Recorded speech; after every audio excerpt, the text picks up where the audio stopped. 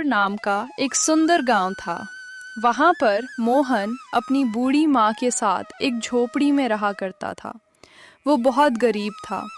बड़ी मुश्किल से मेहनत करके वो अपना और अपनी माँ का खर्च चलाता था।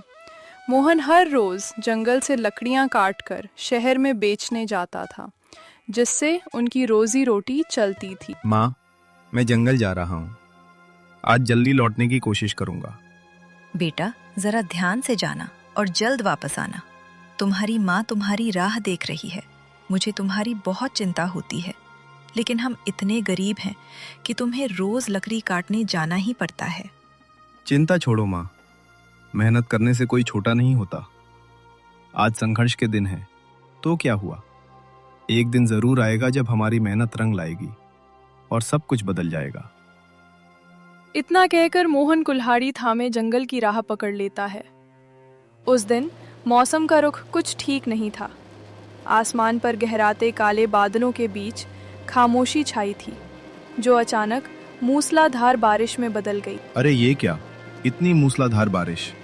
अब मैं घर से इतना दूर आ चुका हूँ कि वापस लौटना नामुमकिन है। और इस भीगी लकड़ी में आग कैसे जलेगी? हे ईश्वर, लगता है आज खाली पेट ही सोना पड़ेगा। मोहन एक पेड़ के नीचे सोच में डूबा था।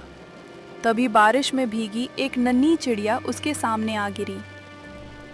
कोई मेरी मदद करो, इस तेज बारिश ने मेरा घोंसला उजाड़ दिया। मैं अब कहाँ जाऊं? मुझे कुछ समझ नहीं आ रहा। कितनी भयानक बारिश हो रही है। घर की छत टपक रही है और सारा सामान भीग रहा है। न जाने मेरा बेटा इस तूफान में कहाँ होगा। हे भगवान, जहाँ भी हो, बस मेरे लाल की रक्षा करना। मोहन के पड़ोसी और मित्र गगन का स्वभाव बेहद लालची था। जब उसे पता चला कि मोहन 2 दिनों से घर नहीं लौटा है, तो उसे चिंता होने के बजाय एक अजीब सी खुशी महसूस हुई। सुना है मोहन 2 दिनों से गायब है। अच्छा हुआ, अब उसकी जमीन और खेतों पर कब्जा करने का मुझे सुनहरा मौका मिल गया है। ऐसा करना बिल्कुल गलत है। वे पहले ही बहुत गरीब हैं और तुम उनकी जमीन हड़पने का सोच रहे हो। अरे, तुम्हें ये बातें समझ नहीं आएंगी। तुम अपना काम करो और बीच में मत पड़ो। गगन की नजरें हमेशा से ही मोहन की जमीन और उसके घर पर टिकी थीं। वह किसी भी तरह मोहन की संपत्ति हथियाने की फिराक में था। उधर मोहन के वापस न लौटने से उसकी माँ की बेचैनी बढ़ती जा रही थी। 2 दिन बीत गए। बारिश थमे हुए भी काफी समय हो गया, पर मोहन अभी तक घर नहीं लौटा। मुझे गांव वालों से मदद मांगनी ही होगी। कोई तो होगा जो मेरे बेटे को ढूंढ कर ला सके। मोहन की माँ मदद की उम्मीद लिए उसके दोस्त गगन के घर पहुंची। देखो, वो बुढ़िया आ रही है। घर का सारा सामान जल्दी छिपा दो। उसकी तो हमेशा से ही मांगने की आदत है। कहीं हमसे कुछ उधार न मांगने लगे। एजी देखो, वो बेचारे कितने गरीब हैं। हमारे पास तो सब कुछ है। अगर हम उनकी थोड़ी मदद कर भी देंगे तो हमारा क्या बिगड़ जाएगा? तुम चुप रहो। तुम्हें तो बस मदद करने का शौक चढ़ा है। इतनी ही चिंता है तो उनके घर ही रहने चली जाओ, तब पता चलेगा कि गरीबी क्या होती है। जल्दी करो और सारा अनाज छिपा दो। गगन और उसकी पत्नी ने मोहन की माँ को कुछ भी न देने की नीयत से घर का सारा सामान छिपा दिया, ताकि उन्हें किसी तरह की मदद ना करनी पड़े। बेटा, मुझे तुम्हारी मदद की बहुत ज़रूरत है। मोहन के सच्चे मित्र होने के नाते मैं तुमसे ही उम्मीद लगाए बैठी हूँ। क्या तुम मेरी सहायता करोगे? गगन मन ही मन बुदबुदाया, लो, आ गई। मुझे पता था कि यह बुढ़िया जरूर खाना या पैसे मांगने आई है। जी माँ जी, बताइए, मैं आपकी किस प्रकार सहायता कर सकता हूँ? बेटा, परसों बहुत भयानक बारिश हुई थी। मेरे पूरे घर में पानी भर गया है। और तो और मोहन भी 2 दिन से घर नहीं लौटा है। तुम जरा जंगल की ओर जाकर देखो ना, मोहन अब तक घर वापस क्यों नहीं आया? माँ जी, आप बिल्कुल चिंता मत कीजिए। आप अभी मेरे घर पर ही आराम कीजिए। आखिर मैं मोहन का दोस्त हूँ, तो आपका भी बेटा ही हुआ ना। आप निश्चिंत होकर यहाँ रहिए। मैं अभी जंगल की ओर जाता हूँ और मोहन को ढूंढ कर लाता हूँ। गगन की पत्नी मन ही मन उलझन में थी। अरे, इन्हें अचानक क्या हो गया? अभी थोड़ी देर पहले तक तो ये उनकी मदद करने के नाम पर ही भड़क रहे थे और अब खुद उन्हें घर पर रहने के लिए कह रहे हैं। इनका ये अचानक बदला हुआ रूप समझना बहुत मुश्किल है। गगन की चिकनी चुपड़ी बातों में आकर बेचारी माँ ने उसका प्रस्ताव स्वीकार कर लिया। अब मोहन की माँ गगन के घर पर रहने लगी, जबकि गगन के मन में एक गहरा षड्यंत्र पल रहा था। गगन दिखावे के लिए कंधे पर लाठी टांग कर जंगल की ओर चल पड़ा।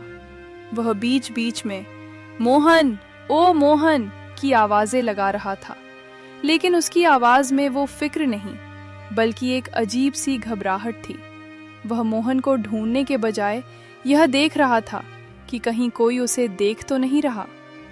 मोहन, ओ मोहन भाई, कहाँ हो तुम? आज अगर मोहन मुझे मिल जाए तो मैं उसे कभी गांव वापस नहीं लौटने दूंगा। उसकी जमीन और झोपड़ी पर मेरा अधिकार हो जाएगा। फिर पूरे गांव में सबसे ताकतवर मैं बन जाऊंगा। गगन के चेहरे पर एक खतरनाक मुस्कान थी। वह अंदर ही अंदर बहुत खुश था, लेकिन तभी अचानक उसे दूर किसी गुफा के पास हल्की रोशनी दिखाई दी। इस घने जंगल में रोशनी, जरूर कोई वहां छिपा होगा। गगन धीरे धीरे उस गुफा की तरफ बढ़ने लगा।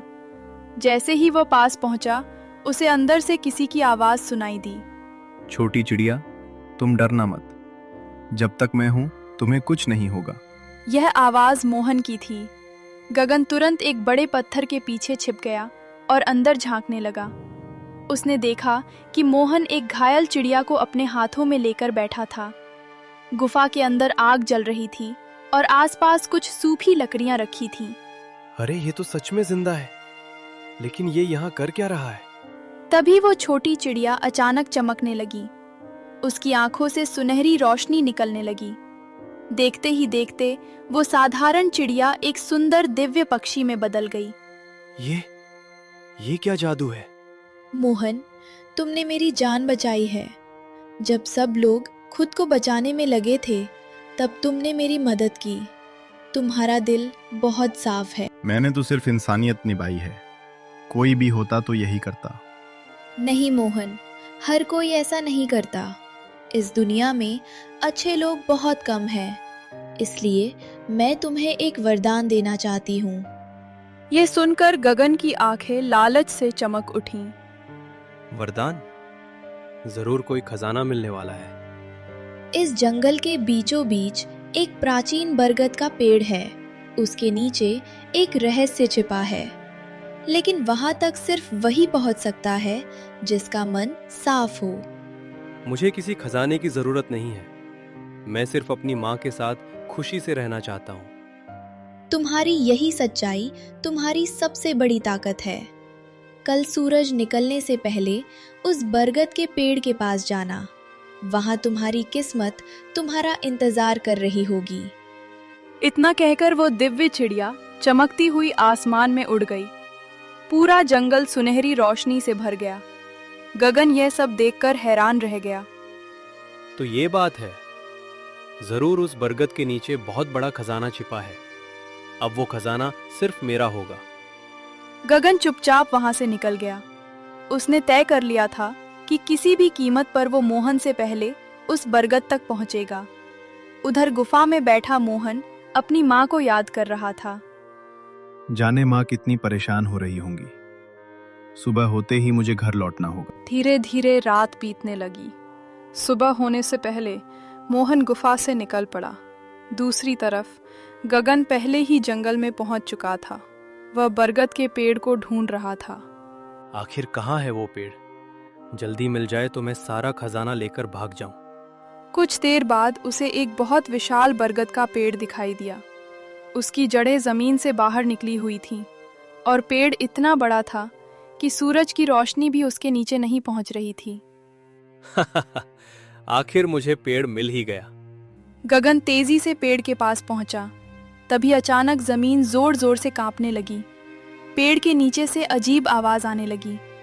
लालची इंसान, वापस लौट जाओ। कौन है? सामने आओ। जिसका मन लालच से भरा हो, उसे यहाँ से कुछ नहीं मिलेगा। मुझे कोई नहीं रोक सकता। खजाना सिर्फ मेरा। अचानक पेड़ की जड़ पर आग जलने लगी और गगन के पैरों को पकड़ लिया। बचाओ, मुझे बचाओ! गगन डर के मारे चीखने लगा। बड़ी मुश्किल से वह खुद को छुड़ाकर वहां से दोस्तों, अगर आपको मेरी ये कहानी पसंद आई हो तो वीडियो को लाइक और चैनल को सब्सक्राइब जरूर करना। और बताना मत भूलना कि आपको मोहन और गगन की कहानी का अगला भाग चाहिए या नहीं। अगर आप लोगों का प्यार मिला तो मैं बहुत जल्द इसका अगला पार्ट लेकर आऊंगा। तब तक के लिए अपना ध्यान रखिए और मिलते हैं अगली कहानी में।